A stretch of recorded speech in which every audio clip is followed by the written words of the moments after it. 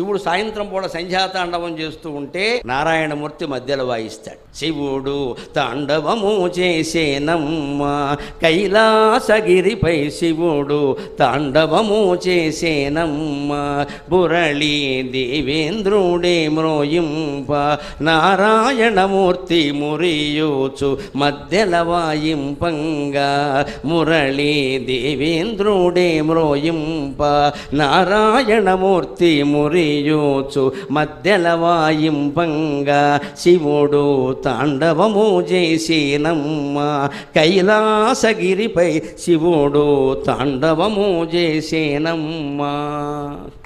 శివుడు తాండవం చేస్తుంటే దేవేంద్రుడు మురళి వాయిస్తాడు. ఏదో ఇక్కడ హరికథ చెబుతుంటే మృదంగం ఫలానా వారు, ఘటం ఫలానా వారు, వైలిన్ ఫలానా వారు, ఇవి అన్ని పేర్లు ఉంటాయి.